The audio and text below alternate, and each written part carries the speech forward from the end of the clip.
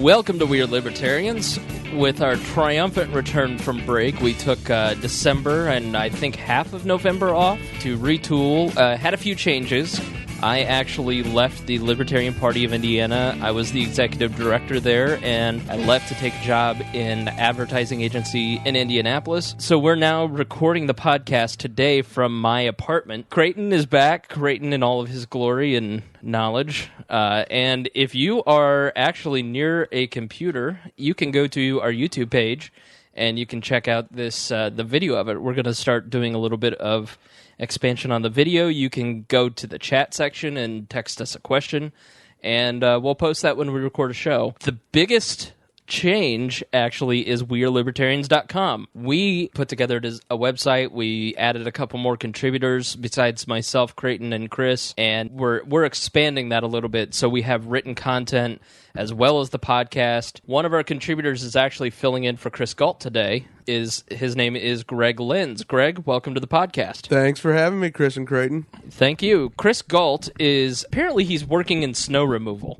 and apparently he's working in snow removal, and we had several inches last night, so he's, who hasn't had, never mind. Chris, would you stop playing with your microphone? I can't help it, man. It's a professional broadcast. It's not at all. So one of our live contributors is here, Greg Lenz. Greg, welcome. Thanks, Chris. Thanks for having me. Greg and I went to high school together, Plainfield Fighting Quakers. Damn right. Oh. And he is our token conservative, libertarian, Republican-type guy on the blog. Yep. He is a libertarian, but he generally supports and votes for Republicans, and we'll try to figure that out in a minute. Another contributor is Joe Ruiz. Joe ran for Congress in Congressional District 2, and Joe actually had his first post yesterday. We're recording this on Saturday, so go to wearelibertarians.com, check it out.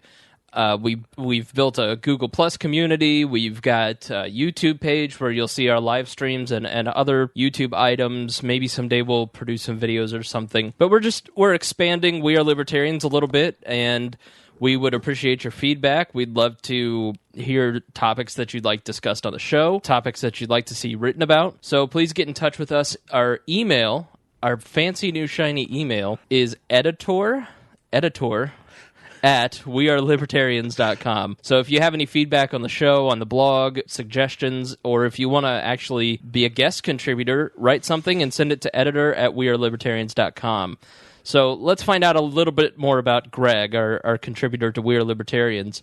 Greg, tell us a little bit about yourself. Yeah, my name's Greg Lenz. Like Chris said, we went to high school together. We actually went to church together growing up as well. Plainfield United Methodist. Absolutely did. I'm now Fighting Methodist. Yeah, I'm now a deist, so it did quite well and really did quite the number on me. But good old organized religion. Exactly.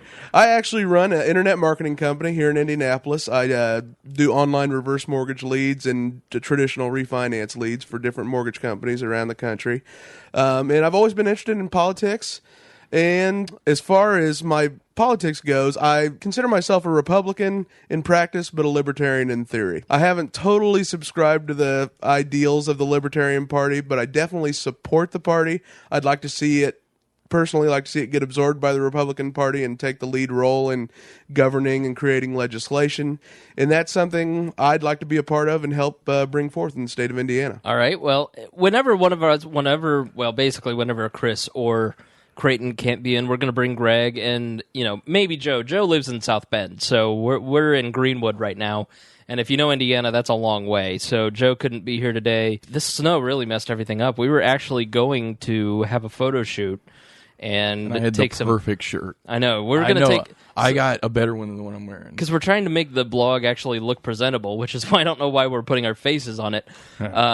So that kind of canceled it out. But whenever Chris or Creighton can't make it, we're going to ask Greg to come in and sit on the podcast, or even when all three of us are here, we'll have him in sometime. So thank you for writing on the blog, and thank you for being a part of the We Are Libertarians network. Thank you. I enjoy it. It's great. Yeah. So, which should we start with? Let's start chronologically, and let's start with gun control.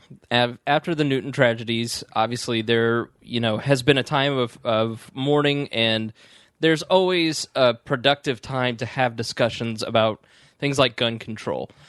I personally don't believe that it's in the middle of a grieving process, and I think nationally there very much was a mourning. Gun rights advocates, or I don't know, gun control advocates, let's call them that, want to have the discussion right away because it's more emotional, and you can sway people who are on the fence to your side easier with that emotion. I always think those people look petty. Just like I think the gun rights advocates look petty when they try to say, well, if we had 4 hours after the tragedy, they're like, well, if the teachers were armed, it's like, dude, time and place. So we're past that now. We're a couple weeks away, and there's going to be a conversation about gun rights and gun control in this nation. So let's start with Creighton, and let's get your opinion on some of the discussion and just what do you think about the discussion that's going on right now with gun rights? Petty is a good word for a lot of it, and disappointing to some extent on the people who I would tend to lean towards agreeing with. For example, the NRA guy saying that we need to have armed, volunteer security funded by the government being in every school at all the time. I mean, stuff like that just that was a little beyond what I think was just practical. Just let people carry guns. I mean, it's let adults, full-fledged, sane adults that could protect kids carry guns. You don't have to have, a separate entity come and be in part of every single school. But that's the NRA guy. And then on the gun control side, you have, the only one that jumps out the most is Piers Morgan after all the hooting and hollering he did on his show the other day. I mean, those guys are just so beyond the pale of stubborn and insane that I can't even pretend to agree with them on any point. The Piers, if anyone has seen the Piers Morgan show where they brought in, I don't remember the guy's name, if you know the guy's name, who talked about, he was the gun rights guy versus Piers Morgan, who's the gun control guy. And I mean, Piers Morgan spent about 5 minutes talking about gun control and the merits of it, and spent the rest of the time saying that you're an idiot, you're an absolutely stupid man, blah blah blah blah blah. I mean, well, he has an exceptionally atrocious show. I mean, it really is pretty terrible. Yeah, it's true. But I mean, the long and short of it is just, I think everyone's heard it a million times. You take away gun. It's Ron Paul said it's a self-evident truth. Criminals do not obey laws. So making a law that says you can't have a gun means the people who obey the law, i.e. not criminals, will not have guns, and the criminals will. And that just shifts the balance of power in favor of the bad guys. I don't know. It seems pretty clear. Of course, you bring up statistics of how there's no guns in Europe, and they have such lower gun crime and all this kind of stuff. And it's like, their violent crime rates have risen since they've banned guns. Australia is a great example of that. They've banned guns in their entirety, and they started having tons more break-ins and violent crimes. Plus, they don't have the benefit. They have the benefit of not being next to Mexico with their giant cartels, who would very easily get illegal guns into the United States if we banned them in their entirety. So I don't know. It seems like an open and shut kind of argument. It's just, and the funny thing is that the same people that say we need to stop the drug war because prohibition of drugs doesn't work are the same people that say let's stop guns by making them illegal. What are you going to do with 300 million already in the United States? All right, there's a gun for every man, woman, and child in this country, and it's irrational for us to think that we can eliminate every single one of those.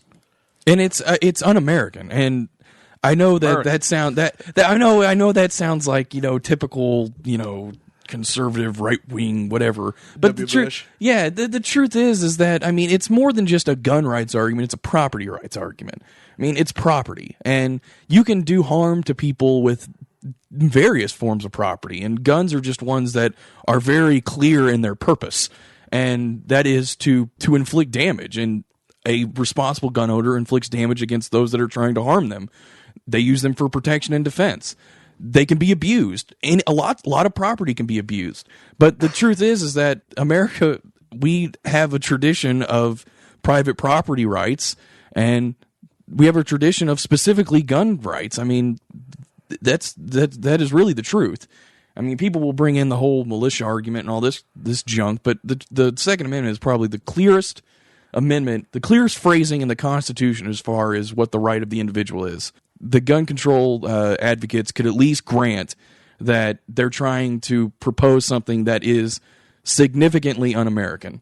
I mean, you really think that they give one crap about the Constitution? I don't think for a minute they do, but at least have the dignity to admit that you're arguing from a perspective of, something other than tradition, which is something that I've noticed they try to use to their advantage. I mean, the Second Amendment had something to do with militia, so it's actually the American tradition is the militia needs arms. Well, we have a militia; it's the National Guard, so therefore people don't need guns. It's a stupid argument. I mean, it's very clear. It says right in the right of the people to keep and bear arms should not be infringed. It doesn't say of the militia. It says of the people. It doesn't say the militia has the right. It says the people have the right. It's very clear. But for some reason, it's not clear enough to a large spectrum of Americans, I guess. Absolutely.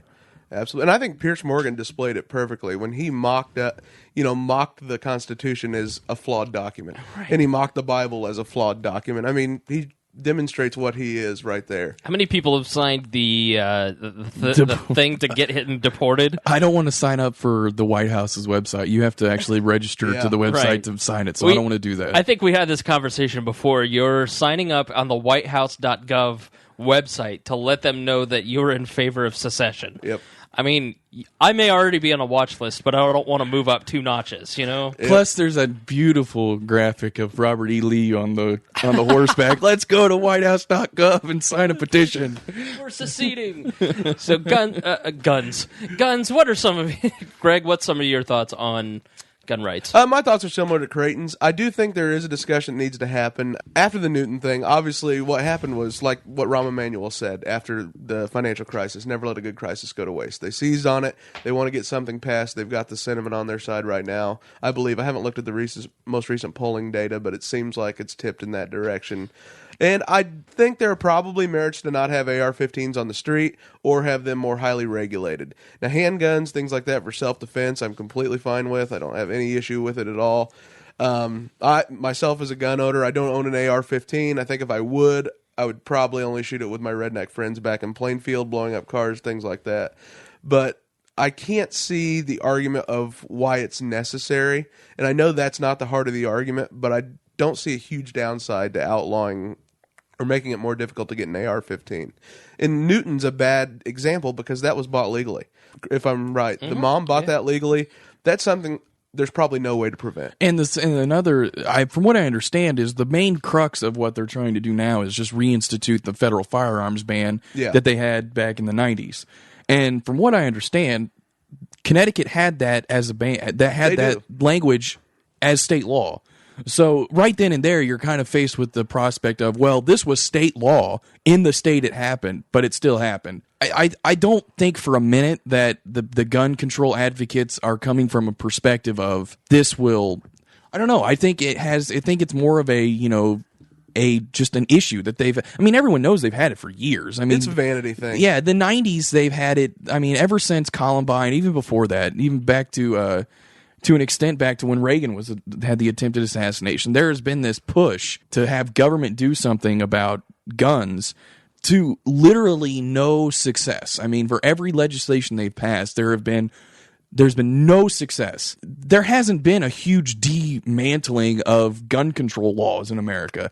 The federal firearms ban just expired. Yeah, it lapsed. So it's not like there's been this huge push to remove a ton of restrictions, and that's how the numbers have been going up. If anything, more laws have been passed, in states to ban guns. In Chicago, I know they had Jesse Jackson on yesterday to basically explain why in Chicago, with its basically Nazi control of guns, they had their 500th homicide with guns. If you want to see what he said and watch the video of what he said, go to wearelibertarians.com, and on the sidebar, it says Google Communities. We've got a Google community that you can join, and someone posted the video of what Jesse Jackson said. It's just like your mind hurts after you read it because it makes so little sense. And that's a great way to put it. It's a vanity thing. Yeah. And the greatest sin is vanity. Americans have this culture of when something bad happens, they ought to make a law. It's like it's a knee-jerk reaction. They ought to make a law. And I feel like the left is jumping on that, full-fledged jumping on that, saying, well, let's make a law. Oh, they've been waiting for this forever. Oh, yeah, and that's the sad thing, is that they have waited, they have been waiting for a tragedy. After Virginia Tech, you heard it. After Columbine, it happened after Columbine. But it feels, there was several interesting articles that I read. I mean, it feels like this is happening more and more. It feels like it's becoming more and more common. But something really interesting has happened since the Great Recession. Crime rates have gone down. Yeah. Mass murders have gone down. Gun violence has gone down. I think theft is even down. Yeah, like all crimes are down 30%. All crimes are down. And it's really sort of counterintuitive, because whenever we've had a recession, crime goes up normally. What we're seeing, though, is sort of an echo chamber. Because the world is so much smaller, we feel like this is happening more and more, even though it's not. It's there was an article that I will share on the show notes on wearelibertarians.com where they talk about the biggest school massacre in American history. And it was sometime in the 1920s, and it was up in Michigan, and this guy blew up a schoolhouse and killed 36 kids and all the adults that were in the schoolhouse. Well, it never happened. I don't think there was another school massacre shooting or anything until the 90s, the early 90s. And so what has happened is there's an echo chamber, and it feels like it's happening more. It feels like it overwhelms us. You know, one of the things that I think we can do to solve the problem is go after news organizations, write letters to editors and managers, news directors, and say, please stop mentioning this person's name on the air. These people are not heroes. Anderson Cooper and CNN, but specifically Cooper, made the decision that we're not going to talk about his name. We're going to mention his name when it is absolutely necessary, but we may say it one time on this hour, and that's it. Because I'm never going to make someone famous for murder, for something where they violate someone else's rights. And I thought that was an important step to ending some of this. I think there is a large aspect. You know, when you look at someone who is a serial killer, and these guys are serial killers just in a short burst of time, they're very ego-driven. It is about stroking their ego from a psychological standpoint. It is the fact that they will be well-known.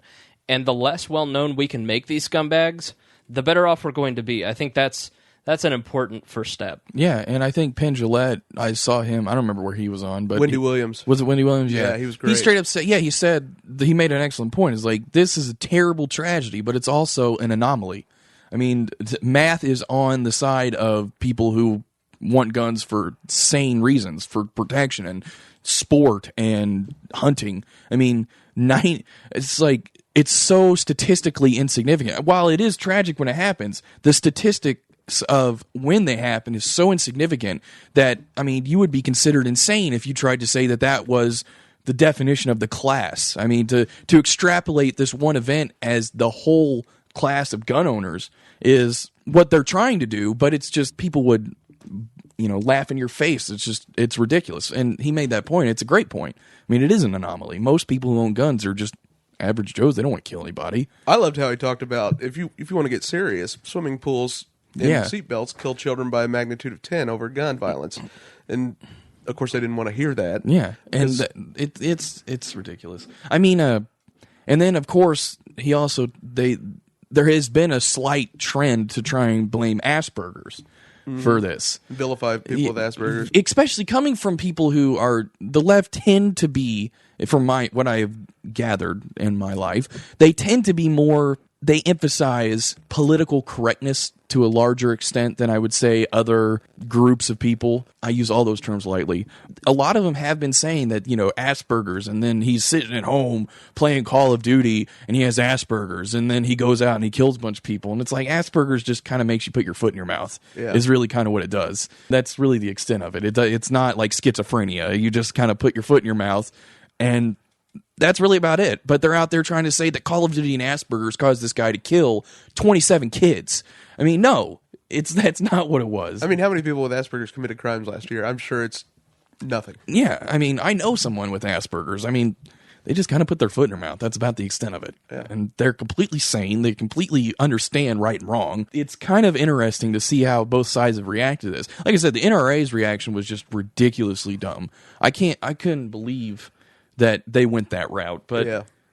Americans have tended to lean on the side of, gun freedom rather than gun control. That's not to say that they don't support gun control, but for the most part, total gun prohibition isn't necessarily what traditionally America has stood for. And I think after all the hubbub has died down over this, that's kind of where it'll go back to. Plus, I don't think they're going to get anything passed in Congress. No way. I don't think it's going to happen. No. So I don't know. The problem for Congress, for the Democrats especially, is if there's 8 senators who are in states that are pro-gun, and they're Democrats who have ran on pro-gun platforms, and if they vote for it, then they are exposed. The Republicans will be +1. It's so I don't know if it'll happen or not. It's if you're a Democrat, you're looking at it and saying, will these Democrats have spines? And I just don't think you can get 8 politicians with spines. No. So, well, I'm not worried about the Senate. I don't think the House is where. Yeah, the House is never going to go through the House. Is what I'm talking about. But Boehner doesn't even let undersecretaries come up for nomination. Yeah, that's assuming the House doesn't implode on itself in the near future. Yeah, I wouldn't be surprised if that happened too. But it'll be an interesting few weeks to see how this kind of plays out. But of course, as far as Washington is concerned, everything's taking a back seat to the fiscal cliff. Yeah, I think there's one thing that really can't go unmentioned here, and it is mental health. It's access to mental health. It's incredibly important, and I know it's so cliche to talk about guns don't kill people, people kill people. You're not going to charge a hammer for murder, or there is definitely an aspect to that. But these people who do this are significantly deranged, and there are signs in their lives without fail. And I think I saw this on 60 Minutes. Their profiler who works with the FBI on kids who become mass murderers like this, without fail, at some point leading up to the tragedy, they tell someone in their life that they are going to commit this kind of act. And no one in the family does anything about it. There was a great article that everybody should look up. It's called I Am Adam Lanza's Mother. And it was a powerful account of a mom who is struggling with a son who is basically a psychopath. And she has gone to local hospitals. She has gone to mental health charities in the area. She has gone to government agencies. And there is absolutely nobody who can help her with her son's emotional and behavioral and psychological issues. And there may be somebody out there, but there's no easy path for them to connect with a professional. And that's scary. That's something that, Obama talks about how the politics of gun control are too hard. Well, they are. Well, let's do something where it isn't hard. It isn't hard to say we as a society should have an open dialogue about mental health. We shouldn't put a stigma on people who have mental health issues. We shouldn't block access to health care. Insurance agencies, even government agencies, can open up avenues that can make it more accessible and easier for people to get the care that they need. And that is a significant problem in our society today that hurts far more people than guns do, honestly. And I don't think there's a family that isn't affected by some form of mental health issues. I mean, I'm not advocating for more laws or more public funding for this or that. It should be the conversation, because that is not too hard. That is not a difficult political issue. To look at what government regulations are blocking, or what are we putting on insurance companies that cause us to give bad care. So that, to me, stands out as the most important thing here. I think that's the heart of that argument is the exact same as the war on drugs. Is that I read that Adam Lanza's mother article, and the advice she got was have her son commit a crime so he could be put away and then receive the care in jail. And it's the same with the war on drugs. You commit a crime. We don't spend money on rehabilitation. We spend money on putting and imprisoning our population. And I think that's the kind of mindset we have to get over in the discussion we have to have, one towards rehabilitation, one where it's not black and white, where there is a big gray area, and we can work towards that to a solution of helping people with mental health issues, and at the same time helping people who have drug abuse problems. Right. All right, so anything else on the gun control, gun rights discussion that we've left out that we ought to mention? All right, so let's talk about the fiscal cliff. First, let's Boom, boom, boom. All right. Let's first talk about what the fiscal cliff is. And Creighton is our smart person. He is the one who usually knows everything. So we're going to ask him, what is the fiscal cliff? It is a terrible metaphor. To tell you the truth, it is simply back when they had the debt ceiling debate, the last time they had it, they were trying to come up to an agreement between the committee of the Gang of Six or whatever they called it, Gang of Five, or it changes every time. But they basically had a mechanism in place where if they didn't come to an agreement, then the worst of both worlds would come for both sides, essentially trying to make it so that this would happen and they would have to do something whenever it came to that point. And what happens is there's a large amount of tax increases and a large amount of spending cuts, and I asterisk both of those for a second. But a large amount of spending cuts and tax increases that are set to go in effect on January 1st if nothing is resolved and they just let things go as they are. And what's going on is Obama and the Democrats are debating over with Boehner and the Republicans over, what is going to be the replacement for the fiscal cliff. What's going to get cut. Obama, of course, is saying that we need to raise taxes some. The whole balanced approach thing he's been pushing for 2 years now. And then Boehner's saying we don't need to raise taxes. And then everybody was trying to say Grover Norquist was the ruler of the world. And, it's just been excellent political theater for, a few months now. And to tell you the truth, I don't think they're going to do anything.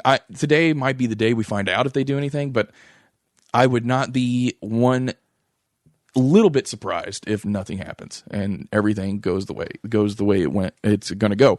But when I say I asterisk those phrases, I've been kind of clear on at least as on Twitter that these are not spending cuts nor are they tax increases. And it's important to understand what Washington speak is. It's all cuts and increases from baseline budgeting, which what that means is, and I'm going to drop Rush Limbaugh argument here, and he actually very clearly puts it out, and he says, let's say that you right now decide that tomorrow you are going to spend you're going to spend $50,000 on a car. You budget yourself $50,000 you're going to spend on a car. And then let's say you go out and you start looking for a car and you find one that is perfect for $40,000 and you decide to buy it for $40,000 and you tell yourself, I just saved $10,000. I cut my spending by $10,000 because I found a $40,000 car. Well, no, you increased your spending by $40,000. You just didn't increase it as much as you thought you were going to. And that's exactly what they're doing in Washington. They were going to increase spending this much, but they decided that they're going to increase it less than that. It's still getting increased, just not as much. And they're calling that difference a cut. And the same thing with the tax increases. They're saying that if the taxes don't change, then you have a tax increase because we could cut them or something like that. It's doublespeak is what it is. It's total. It's just accounting gimmicks, and that's what they're saying. So these $400 billion spending cuts from the defense are $400 billion decrease in the amount of increase is what it is. It's still going to go up. The absolute amount of dollars going out of Washington into the defense industry will be more next year than it will be this year. It just won't be as much more. And it's important to remember that because they're trying to say that, these $400 billion are going to cripple the defense industry and that soldiers won't get paid and defense contract. I actually heard on an argument yesterday. I just wanted to throw economics in one lesson at the TV. It was a guy on TV saying that if we cut spending because of the sequestration, then all of these defense industries will get so much money sent. It'll be cut from, they won't get as much money coming in and they'll have to lay off workers. And that's going to decrease jobs. And that's bad for the economy. I mean, it's just like, it screams of the broken window fallacy. But, I mean, that's what's going on right now. They're basically just bickering over whether or not they're going to increase spending by this much or increase it by a little bit less than that. And that's what they're fighting over. So don't believe for a second that they're talking about cutting spending. By the way, Chris Galt has joined us on the text machine here in the Google Hangout, and we're now watching his screen. I don't know how, but it's basically him browsing Reddit. So don't go to Gone Wild, by the way, Galt. So, Greg, what do you think about the fiscal cliff? I think in the long run, it's probably a good thing. I think it's a great solution. I think we're also going to see quite a bit of inflation going forward once we get out of this economic mess. I know Paul Krugman writes about the ISLM model right now. And that's when you're in a liquidity trap, interest rates are low. Right now, we don't really know. We know interest rates are low because everyone else is nervous around the rest of the globe, so they flood our treasury market, and the Fed buys the treasury bills as well. So we don't know, and I don't think it's a bad thing, but ultimately I think we're going to have this. We're going to have the fiscal cliff. We're going to slightly raise the inflation target in the long run, and I don't think it'll actually hurt anyone too badly. It's a lot of political theater, like Creighton was saying, but I actually think it's a decent solution. It's not ideal, but for our budget deficit and trying not to hurt the economy, I don't think it'll have a huge effect. I look at it and I think, I don't know if they said this out loud, but maybe they gave each other a wink, wink, nudge, nudge, and said, all these tax increases and all of these budget cuts are necessary to help end our deficit or to get the deficit down, and we don't want to have to put our name on a vote and go back to our district and say that we raise taxes this much or cut the budget this much. So let's devise this fiscal cliff where we get these necessary measures and we don't have to put our names on it, and we get to blame the other guy. Brilliant. Well, I think Obama and the Democrats are doing a much better job of blaming the other guy than the Republicans are, and I think that's why everybody's saying get rid of Boehner, is because this really should have been a home run. I mean, it's just a deficit reduction issue, and the Republican Party has been all about deficit reduction since 2010. For sure, that's one of the reasons they got elected, was because they wanted the new class to get tough on the deficit. And they just completely botched it. And now Obama's making them look like they don't care about the deficit because they don't want to touch taxes. Yeah. And the sad thing is anyone with the half a brain knows that you could increase taxes on the top 10% for 100% of their worth, and we wouldn't run the government for a year. I mean, taxes are not the issue. There's literally no way. There's no possible way you could tax your way into balancing the budget. It's just impossible. Because the deal he offered only raised taxes for the top tax bracket. It's just the Bush tax cuts, and it raised like $60 billion a year, which is like what 20 days to run the federal government. Yeah, it's just ridiculous. Yeah. It's like one aircraft carrier a week or something. I mean, it's like it's just totally ridiculous that this. But he's selling the American public on saying, oh, well, they don't care because they don't want to touch taxes. And everybody, the taxes, and we need the taxes and all this kind of stuff. I mean, it's absolutely ridiculous. There is the real problem is, and this is the bad thing, is everybody's worried about this fiscal cliff. The real problem is that the unfunded liabilities, present value of unfunded liabilities for Medicare, Social Security, and Medicaid over the next, I think, 30 years is something like $200 trillion. Yeah. That is like more than the world GDP. If we started printing money now, we still wouldn't be able to pay that. They don't make machines that can print money fast enough to cover all that. I mean, that is the real problem, and there has been no attempt to address that. I mean, Robert Murphy thinks that next year, Robert Murphy is an Austrian economist. He works out of the Mises Institute, and he's a senior economist at the I think the Institute for Energy Research. but he's really sharp guy.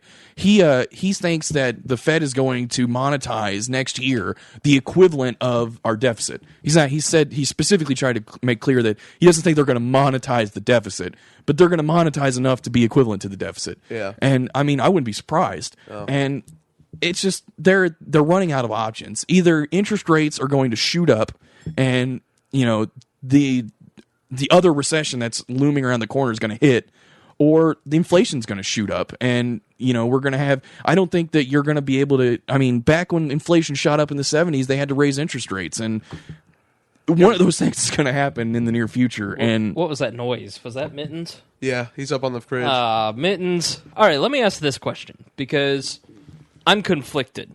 All right, at my core, I'm an anarcho-capitalist, but I also look. Did we get you? I've always have been. Oh. I just am also a pragmatist. I look at I got you. I've been raised on the teat of Abdul Hakim Shabazz, and I look at everything pragmatically. What is possible right now? An ANCAP society would be my preferred society, but I mean, how? We're like 6% of the voting population, so we have to work within a certain reality. What? Seasteading. What? Nothing. Yep. Peter Thiel. Yeah. That's we need to just build a Rapture underwater. That's Milton Friedman's grandson that's heading that, isn't it? I don't know, maybe. Yeah, I think he is. I know his. I don't know. So here's the problem that we face. We have this deficit, and we have a spending problem, and we have to make cuts. Are we as libertarians willing, if we were in Congress, if we were Rand Paul, if we were Justin Amash, would you vote for tax increases? What would you personally do? If my vote, if I was the one signing that, pushing that button, I would not vote for tax increases unless there were more spending cuts. At the moment, the same vote that increased taxes is the same vote that would decrease spending by more than tax increases. Right. And that's the only way I could ever see any possible way of making that a compromise in the right direction. And I say that, you got to be careful because last time they said, well, give us tax increases now and we'll give you spending cuts in the future. So they said, well, this is a vote for spending cuts. But anytime they say that, spending cuts never come. Right. Well, it's not a cut. It's just a less yeah, increase. Of course. And it has to be an actual spending cut. It can't just be a cut in increases. And it has to be a cut in increases, and it has to be effective almost immediately. It can't be next fiscal budget year, we promise. Yeah, I would say, why can't it be, I don't know, maybe because Boehner's just a poor speaker. It's like, why can't it be spending cuts now, tax cuts in the future? They're trying to push the tax cuts or tax increases now, spending cuts in the future. Why can't we just do spending cuts now, tax increases in the future? Flip it around. Do the spending cuts first and say, we'll give you tax increases in the future. You going to go for that, though, if you're a Democrat? Of course. Right. That's the thing. But they're trying to make it seem like that isn't an option. They have made it seem like that is not an option. And I guess I got to give it to them for good politics because it is an option. So the question is, if I'm a libertarian and I'm in Congress right now and want to work a deal, would I take this deal? That's the okay. Or some deal. What would be your deal that would make you vote for tax increases? Ideally, like Creighton said, you would love to say, hey, we're going to cut spending now, we're going to raise taxes in the future. I don't know that you actually have to do that. I think you. Mittens likes Creighton, doesn't Mittens he? is a Creighton fan. Apparently. Yeah, you could probably work something like that. I think I would let the president win on the top income earners. I would say, you know what, we're going to give you the 39.6 high income rate for people over $500,000 a year. You can have that. We'll keep the taxes the same for everybody else, but in exchange, you got to say give us as a token $100 billion less in spending this year. Part of that, or we can even say a majority of that can be military, and it doesn't have to be a true cut. It can be a cut on future increases, because I think that's what's really going to, once the economy comes back, our deficits are going to shrink quite a bit. Our growth is what right now, about 1.7 to 2.2 GDP growth a year. If we can get that back up around 4.4%, our deficits aren't going to be a big deal going forward, in my opinion. I really don't see it being a huge issue. The real problems are the entitlements long term.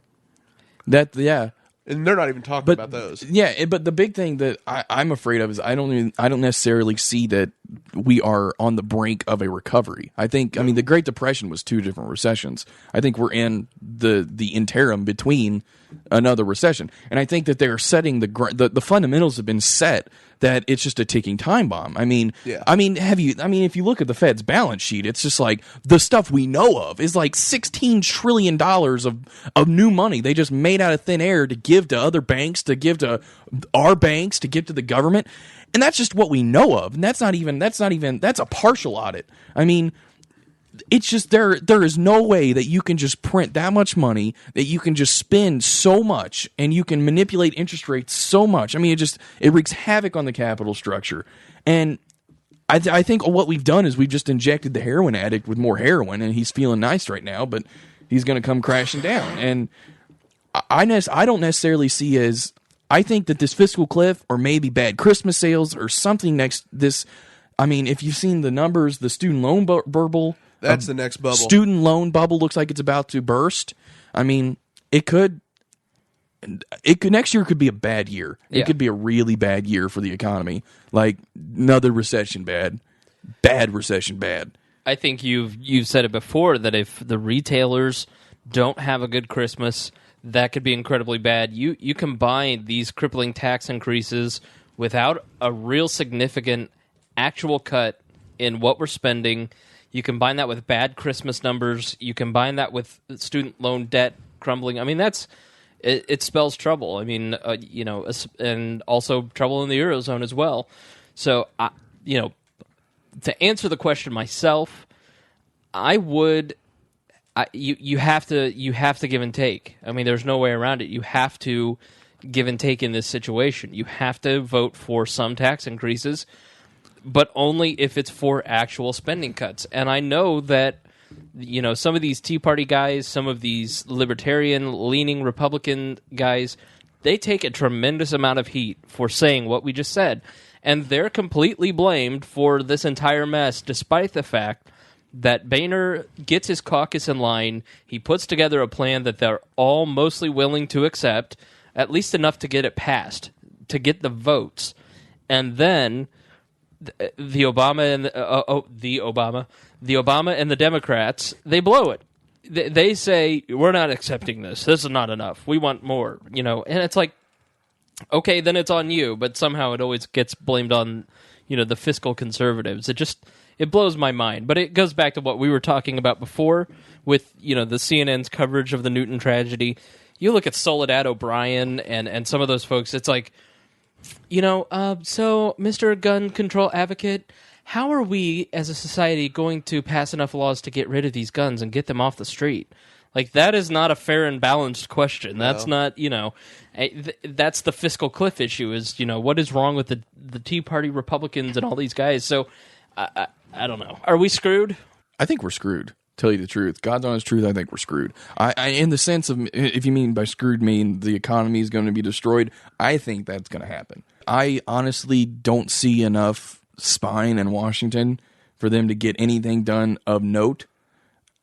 Honestly, I think that the economy is going to tank next year or the year after. I think it's just going to implode. I'm not sure. Like, I was pretty much along the lines of economic thinking at Creighton for a long time, but as I've looked at this, like, it's not a recession because we've had growth. It's more like a zombie economy that's just kind of limping along. But a lot of the Keynesian ideas have been proven pretty true in this. I mean, over the last few years... Oh, Creighton's about to beat that to you. But I'm saying right now, we've spent like crazy. We've tripled the money supply. Bernanke's tripled the money supply. And interest rates are at all-time lows. Now, if the economy ever gets on solid footing and starts growing again, we're going to see interest rates go up. But right now, like, everyone's been predicting inflation for, 4 years since 2008? Or before, since 2007? And we're seeing some, but we're not seeing at the levels that we've increased the money supply at. Well, it's hard to get inflation when banks sit on money and don't make loans. Exactly. That's true. They aren't lending like they should be. But, well, I mean, they're still lending pretty well. The banks are doing relatively well. And I don't think the M2 money supply hasn't contracted that low, has it? It's picked up quite a bit. Oh, God. What are the cats doing in there? I don't know the specific numbers on how much it's contracted. I don't think it's contracted at all, to tell you the truth. Yeah. My judgment is basically from a fundamental perspective.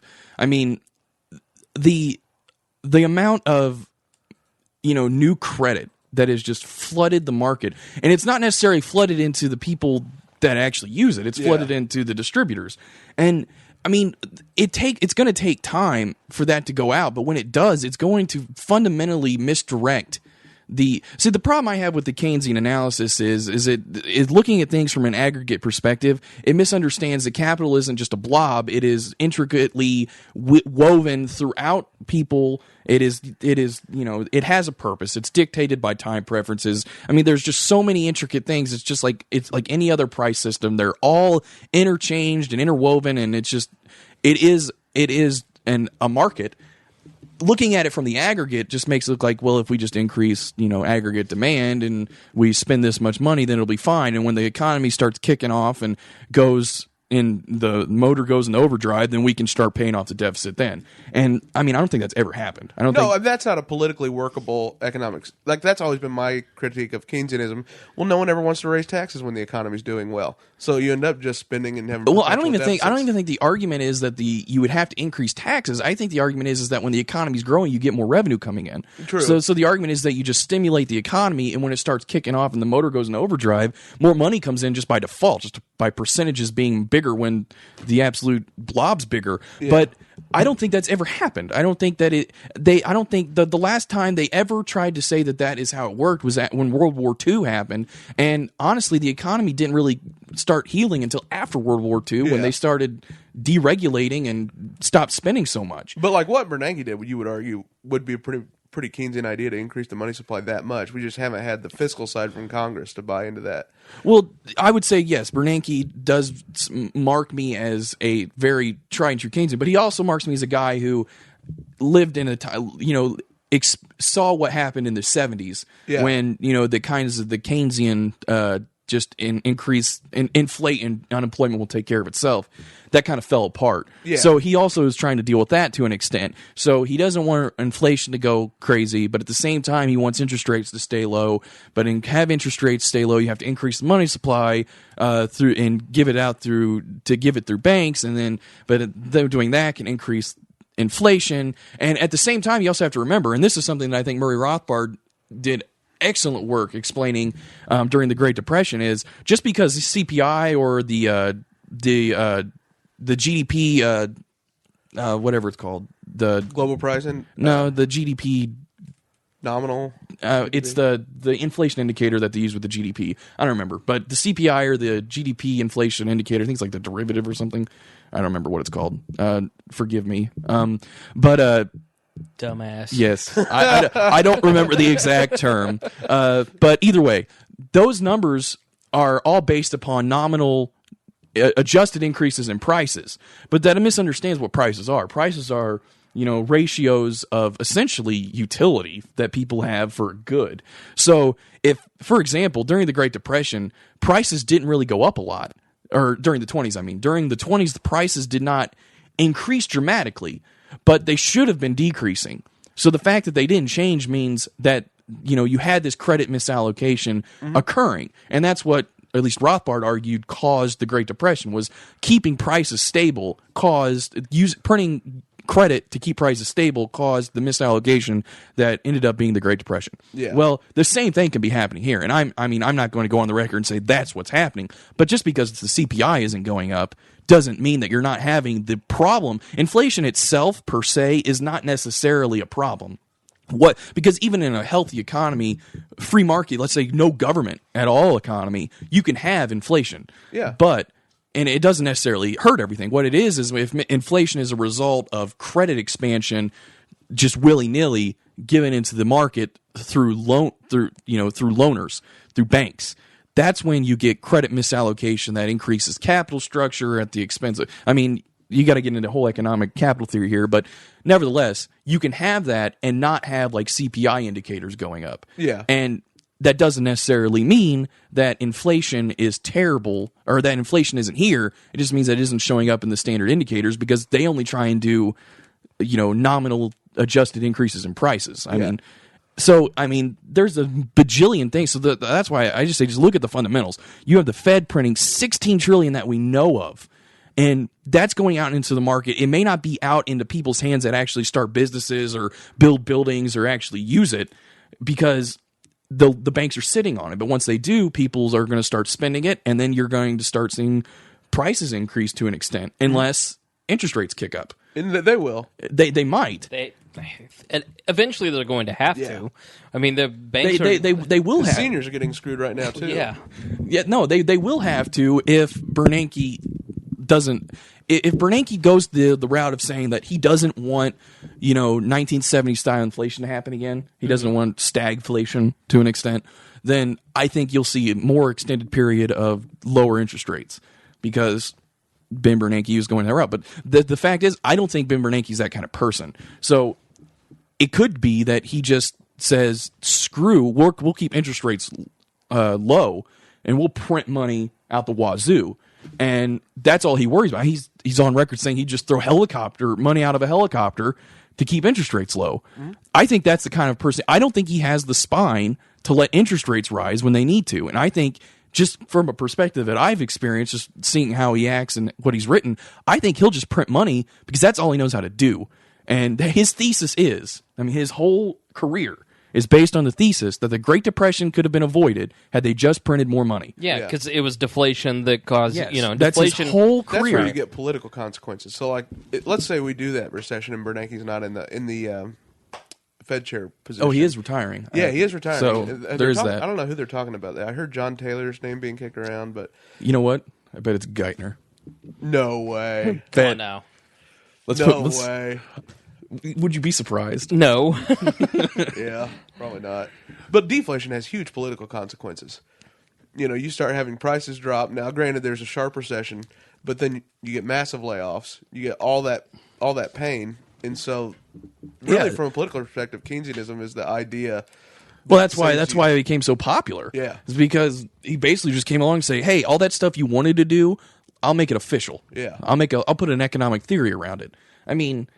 People had known for, since before Adam Smith that unemployment did not cause, basic economic theory to collapse on itself, and you had to have a general theory. Yeah. Everybody knew that unemployment was just a result of price changes. Yeah. Wages are a price. Unemployment is a result of, to a large extent, they just said it was basically you keep wages sticky through minimum wage laws, you keep them sticky through union wage laws, then you're going to cause unemployment that's involuntary.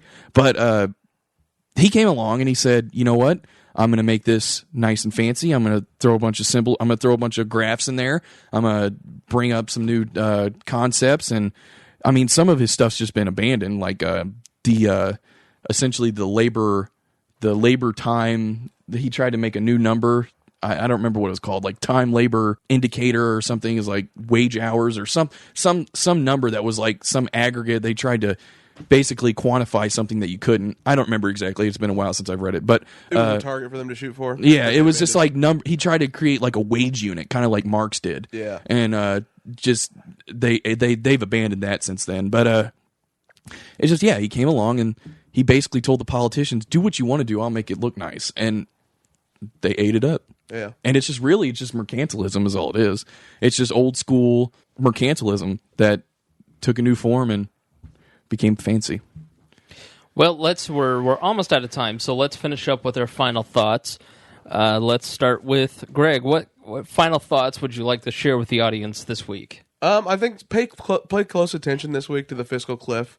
What you're going to see is traditionally you're going to see the Democrats making the Republicans look like people who don't care about anybody. They want to kick kids out of school. They want fewer teachers. They want old people to be pushed over a cliff. But really make sure you pay attention. Creighton gave great advice today talking about the baseline budgeting. Keep that in mind. Me personally, I don't think it's going to be a big deal. I think you're going to see an overreaction in the stock market early next week.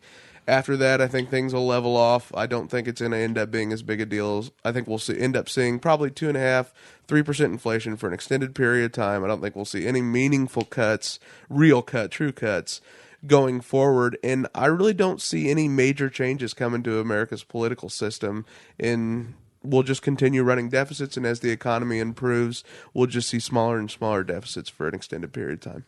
I have two final thoughts. The first is that Greg has, he uncannily sounds like Peyton Manning. His voice is very similar to Peyton Manning.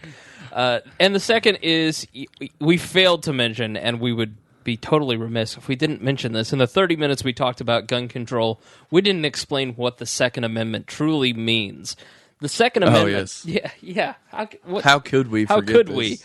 The Second Amendment was designed to protect us from a tyrannical government. Yes. It wasn't built for sport. It wasn't built for hunting. The Second Amendment was built to protect us from... it was to protect our life, our liberty, and our property. It was the last line of defense of the Constitution. Right.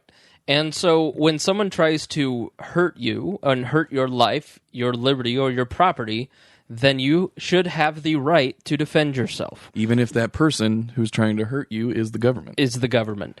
And I'm not saying that the government is tyrannical. I know that there are people who think that the government is tyrannical, but if you've lived under a tyrannical regime, we're not there yet. We're not Africa and right. all those places yet. Based on the fact that we Burma. can have this podcast and no one from the government gives a crap, we're not a tyrannical But government. wait until we get more listeners. Wait until we get to... Our time will come. Right now, we're only at tens and tens of listeners. So we may get there, we may not get there, but we sure as heck will get there a lot slower if we have a well-armed society. And a well-armed society is also a society that takes guns seriously, that doesn't look at them as play objects, that aren't fantasized about and romanticized by movies. There is a tremendous amount of violence in our culture, and that is not part of being a responsible gun owner. It is violence is the antithesis of the libertarian philosophy. Every member of the Libertarian Party, when you sign up, you take the Libertarian Pledge, and you pledge to not initiate any force against anyone else's rights, that you will swear to not harm anyone else's life, liberty, or property. And that is what libertarians believe, that you keep to yourself. Now, does this mean that you can own a nuclear weapon? In my opinion, no. I don't think you can own a nuclear weapon, even if the government has a nuclear weapon. And heck, I don't think the government should have nuclear weapons. And the reason is that it's very easy to destroy other people's life, liberty, and property with those sorts of weapons. Heck, you two may disagree. You may have one in your basement already. But so that is what the true meaning of the Second Amendment is. It's meant to help you protect your life, liberty, and property. Yeah. So, final thoughts for the week, Creighton? Happy New Year. All right, excellent. Well, thank you for joining us on this week of We Are Libertarians. Make sure you go check out the new WeAreLibertarians.com, where Greg writes a great daily briefing about interesting links, and we're going to do a little more as we get some more time to expand some of that, to hopefully even put out a daily or weekly or monthly or all three newsletter in your inbox. I know. I gotta get on that. You got to get more disciplined. Me too. I know. So there's content up there every day in addition to the weekly podcast. Please go check it out. Share it with your friends. The only way that this grows and gets better is if you help us grow it. So please go to iTunes, click on the podcast, rate it, comment it, share the episode with your friends on Facebook, Twitter, even Google+. And we thank you for listening to We Are Libertarians. We'll see you next week. Music for We Are Libertarians is provided by Hoosier musician Brian Keith Wallen. Please check out his website, briankeithwallen.com. The song is Bad Spell. This podcast is produced by What is a Hoosier Productions. I can join on the Hangout. People can watch me talk too. Oh, cool. What kind of phone do you have? BlackBerry. I did. You know what's funny is I love it. Oh, BlackBerry. It's got a keyboard. That's so cute.